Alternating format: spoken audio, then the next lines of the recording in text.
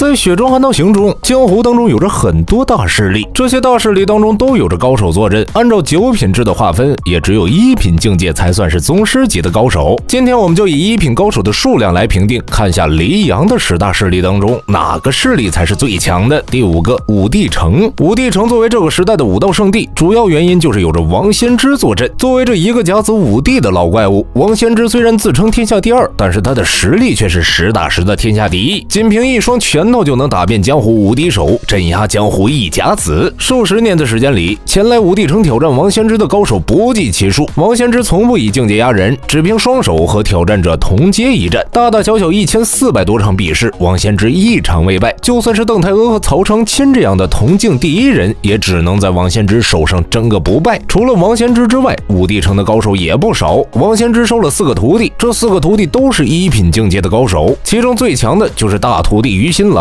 具备城一战后不久，于新郎进阶陆地神仙境，江湖上又一位陆地剑仙。第4个，龙虎山。龙虎山作为道教祖庭，同时也是黎阳的国教，从古至今龙虎山超过有60多位天师飞升成仙。就算是在这个龙虎山并不鼎盛的时代，他们的实力依旧极强。天师府当中有4大天师坐镇，4大天师都是1品境界的高手，其中老掌教赵希义和赵丹霞已经修仙成为陆地神仙后飞升了，另外2位天师也各有手段，处在1品指玄境。除了4大天师之外，山上还隐居着2位辈分极高的老祖宗，分别是赵仙素和赵皇朝，2位也都是陆地神仙级的存在。年轻一代里有齐仙侠和赵宁神这样未来的杠顶人物。同一时期拥有这么多的宗师级高手，龙虎山的实力和底蕴远超了一般的大势力。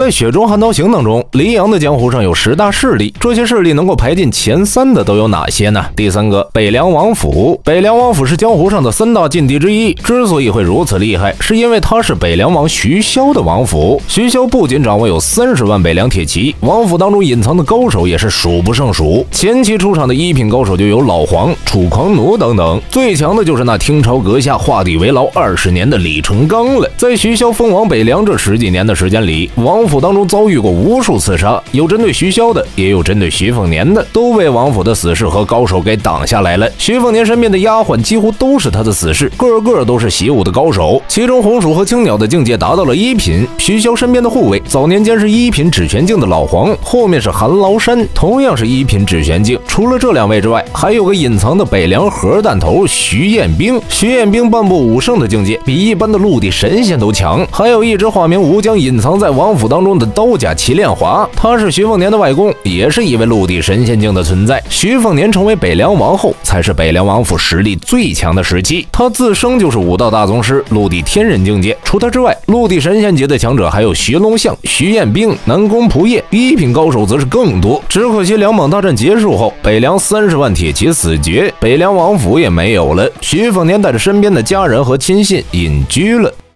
在雪中悍刀行中，江湖当中有着很多大势力，这些大势力当中都有着高手坐镇。按照1品高手的数量来评定，黎阳的10大势力当中，哪个势力才是最强的呢？第2个，吴家剑冢。江湖中剑客的圣地，同时也是3大禁地之一。吴家剑冢是所有势力当中传承最久的一个了，历代江湖武平前10都会有吴家子弟上榜。吴家剑冢培养强者的体系极为苛刻，每一位吴家的子弟在年少的时候都会被丢上剑山，在剑山上练剑，靠自己的本事活下来，找到一柄本命剑后才能下山。这样极端的条件培养出来的强者也是极多的。上一代的剑冠吴素就是女子剑仙，这一代剑冠吴六鼎虽然吊儿郎当不好好练剑呢，但也是1品境的高手。剑士翠花更是一位女子剑仙。吴家剑冢出来的邓太阿虽然和剑冢决裂，但后期拿了太阿剑后和剑冢有些缓和。作为家主的吴剑也是一位大天象的高手，他比一般的陆地神仙还强，战力和徐彦兵类似。吴家剑冢最厉害的还是培养了一批枯剑士，这些人都是当年挑战吴家失败的顶级剑客，能够有资格挑战吴家的大部分都是1品高手，所以单论宗师级高手的话，吴家剑冢是最多的。第1个，泰安城。作为黎阳的皇朝，泰安城就是天下第1城。泰安城中的宗师高手极多，光是明面上的高手就有5、6个，暗中隐藏的更是数不胜数。最厉害的还是泰安城有皇帝坐镇，在黎阳的版图上，这些1品高手绝大多数都被黎阳管管制着，要听从黎阳皇帝的命令，征调的时候就得回来。比如吴家建筑吴建和东岳剑池的柴青山等等，都为泰安城守过城门。而且因为钦天监当中的炼器士可以请天上的仙人下凡，最深处还隐藏着一个与国同龄的宦官，在泰安城他就是无敌的，没人能够攻进来。